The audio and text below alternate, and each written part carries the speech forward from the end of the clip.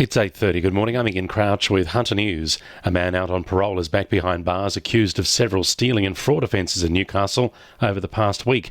The 29-year-old allegedly stuffed products from an Edelmore Vale store down his pants last Thursday before threatening staff with a knife when they challenged him. Police say he's also responsible for stealing a charity donation box from a Hunter Street takeaway last Friday and a credit card from a Hamilton property on Saturday.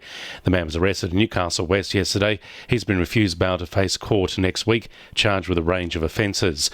The Shadow Minister for the Hunter is calling on the government to invest more money in regional health in light of concerning data from the Bureau of Health Information. The Bureau's latest report shows more people are presenting to emergency departments in the Hunter and they're waiting longer than the recommended time frame. Clayton Barr says Newcastle and the Hunter is falling behind the rest of the state. Shadow Health Minister Ryan Parks says it's clear patients are not getting treatment in the timely fashion they're entitled to. That can often lead to complications further down the track. It can often lead to people not going into the emergency department because they're feared that it just will take too long, and we know that that's simply not a good thing for their health outcomes going forward. It's hoped easing conditions today will allow police divers to resume the search for a missing helicopter off Anna Bay. The 1960s Bell chopper disappeared off radar screens on Friday night with 5 people on board. Water Police carried out a risk assessment yesterday as police divers arrived with equipment. They hope to find the wreckage and recover the bodies before conditions worsen by the weekend.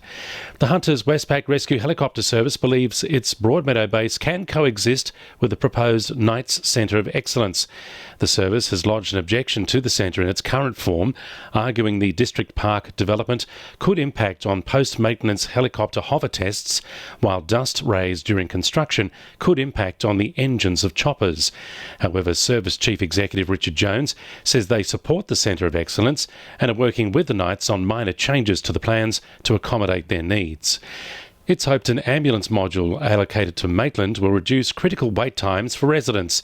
The state government has announced the module, consisting of 12 paramedics and an additional primary transport vehicle, will be based at the new station set to open at Rutherford before the end of the year. Local MP Jenny Aitchison says the announcement means 2 primary care vehicles will operate from the new station. That will equate to having an extra shift in the day, and that means during that sort of peak time from sort of 12 till 7, there's some extra resources that'll be available, as well as extra resources in the mornings. Newcastle Council has announced it's taken possession of the former Civic Railway Station from the state government. It plans to transform the train station into a visitor information centre, catering for local and international tourists. The current pop-up visitor information store inside the Newcastle Museum will be closed and the space repurposed once the new centre opens early next year. 2NURFM Sport. Jets captain Nigel Bogard, who's been recovering from knee surgery, has ruled himself out of the upcoming FFA Cup quarter-final.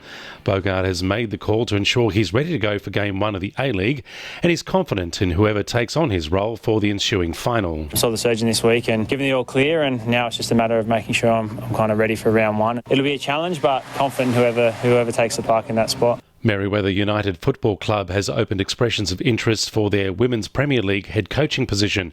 Former coach Cassandra Coppin stepped down after a loss at this year's grand final. Coppin led the club to 4 finals appearances since signing on as coach in 2015, winning 3 of them. She's decided to resign to focus on things outside of football.